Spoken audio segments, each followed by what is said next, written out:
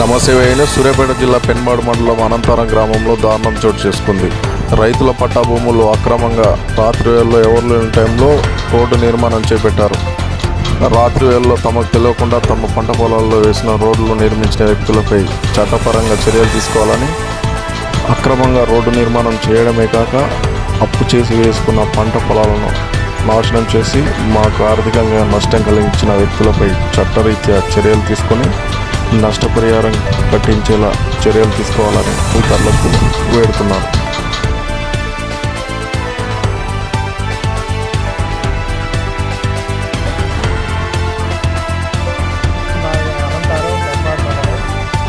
ఇట్లా మేము కొనుక్కున్న భూములు 290 సర్వే నెంబర్లో మేము ఇట్లా భూములు కొనుక్కున్నాం సార్. కొనుక్కొని ఇప్పుడు 30 ఏళ్ళ సంది మేము చేస్తుంటే ఇప్పుడు అనుకంగా కావాలని నైట్ మాకు తెలవకుండా రోడ్లు పోసారు సార్. ఇది కలెక్టర్ గారిని అధికారులని అందరినీ కోరుతున్నాం. మేము మాకు న్యాయం చేయాలని కోరుతున్నాం సార్. అంటే రోడ్డు ఎందుకు పోయాల్సి వచ్చింది, కారణం ఏంది అసలు? వాళ్ళు దేనికి పోస్తున్నారు అట్లా రోడ్డు? వాళ్ళు అక్కడ భూముల కింద భూములు కొనుక్కురు సార్. ఆ భూములకు బాటలు లేవు అని ఇప్పుడు మమ్మల్ని అక్రమంగా మా దాంట్లో భూములు రోడ్డు పోతాం తీసుకుపోతున్నారు సార్. మాకు తెలవకుండా చేసిర్రు. మేము చెడిదెంగిన తర్వాత మళ్ళీ నైట్ పోసారు సార్.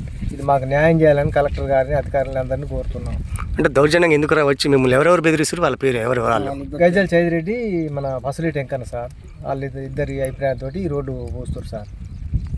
మీరు మరి ఎంఆర్ఓ అధికారుల దగ్గరికి పోతే ఏమన్నారు? మాకు తెలియక వేరే వాళ్ళు చూపించి మాకు తెలవలేదు సార్. వాళ్ళు పోసింది మాకు తెలియదు. మేము నిన్న వచ్చి అడిగితే వేరే వాళ్ళతోటి చెప్పించి పోసి మా అక్రమంగా పోసారు సార్. ఒప్పించి పోసినామని చెప్పారని అన్నారు. ఎస్ఐ గారు వచ్చిండు, ఎంఆర్ఓ గారు వచ్చారు, పోయొద్దని అన్నారు.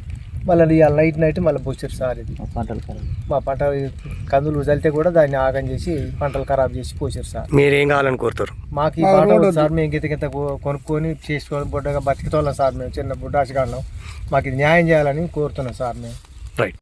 అనంతరం గ్రామం అంజమ్మ. మేము ఎకరం 5 గుంటల భూమి కొనుక్కున్నాం.